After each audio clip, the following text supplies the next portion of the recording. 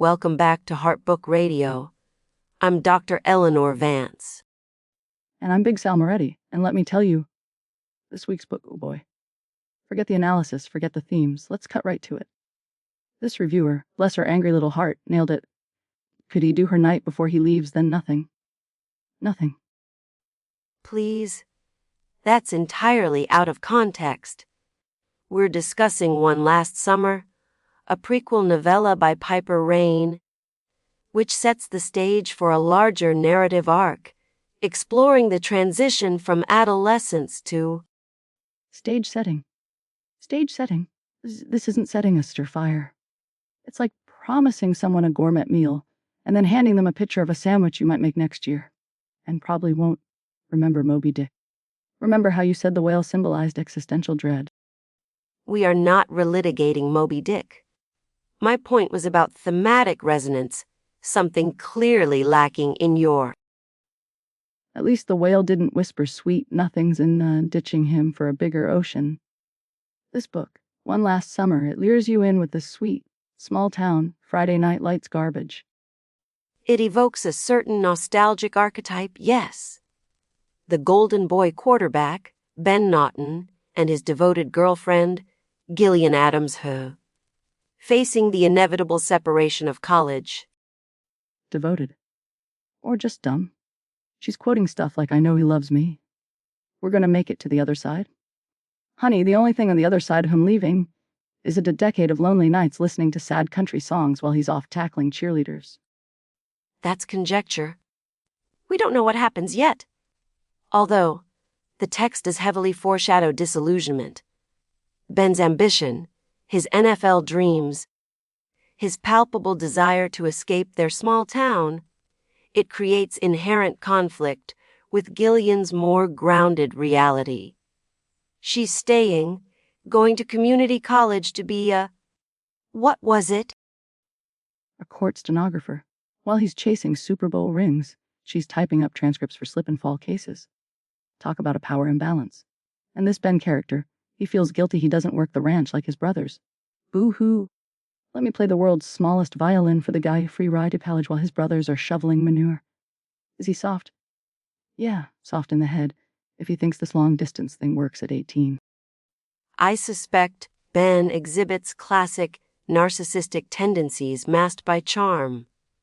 The need for external validation, the scholarship, the football glory likely outweighs his capacity for genuine long-term emotional commitment at this developmental stage. He makes promises, perhaps believing them in the moment, a form of youthful solipsism. Solip, what's it? He's a weasel, a handsome, pigskin-tossing weasel. My cousin Vinny pulled the same stunt after senior prom. One last dance, swore eternal love, then changed his number. Ben is Vinny with better hair and a stronger arm. And Gillian. Bless her heart. She's stuck dealing with siblings because her stepmom pulled a Houdini.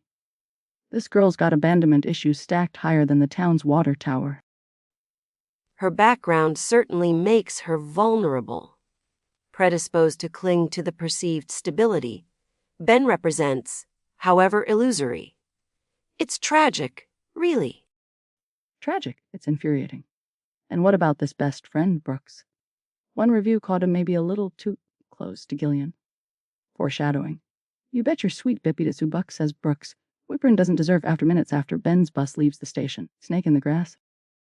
The potential for a subsequent romantic entanglement involving Brooks adds another layer of complexity. Certainly. It speaks to the shifting dynamics within adolescent social structures when Complexity. It's called poaching. It's violating the bro code. Though honestly, if Ben did just use her for a goodbye romp, maybe Brooks swooping in his karma. Moving on, the question remains, despite its function as a prequel, is this book actually any good? Or is it merely, as you so crudely put it, emotional terrorism? It's like those free samples at the mall. They give you just enough taste to make you want the whole pretzel. But this pretzel is going to cost you your emotional stability. People are literally, and I quote, shaking my fist at my phone wondering what in of could happen. That's not good literature. That's a hostage situation. I would argue the author skillfully manipulates reader expectation. It's a deliberate choice to end on a precipice, generating intense anticipation for the subsequent novel. It's structurally effective, if emotionally manipulative. Some reviewers found the sweetness cloying. Others found the foreshadowed heartbreak devastating. Of course they did. It's like eating a cupcake laced with arsenic. And 3 out of 5. What does that even mean? Did they hold hands extra hard? What he touch her elbow? Give me details, people. This isn't Victorian England. The ambiguity is likely intentional, focusing on the emotional connection rather than graphic detail, which seems appropriate for the young adult context, leading into new adult territory. Boring. If Ben were a sandwich, what kind would he be? Sandwich. That's utterly irrelevant. What kind? Fine, given his perceived potential for letting Gillian down. Perhaps a hero sandwich that looks impressive, but ultimately falls apart when you try to eat it. Soggy bread, questionable meat. See? Soggy. I knew it. A soggy hero roll. Perfect look isn't good. It's effective. Effectively infuriating. It does its job. Which is to make you need the next book like a junkie needs a fix. An unfortunate yet accurate analogy, so our final assessment. Okay, rating time. I give One Last Summer 9 out of 10 angry fist shakes at my phone. It made me feel things, mostly rage, but that's something. And I rate it 4 out of 5 therapy sessions Gillian will desperately need later. It achieves its narrative goal, albeit through blatant emotional manipulation. So we agree it's manipulative trash that works. I wouldn't phrase it quite like. Good enough. All right, folks, that's all the time we have for Book Radio. Join us next week when we tackle a real literary enigma, My Goldfish, My Confidant, a memoir of aquatic betrayal. Sounds uplifting. I need a sabbatical. Tune in next time. Signing off.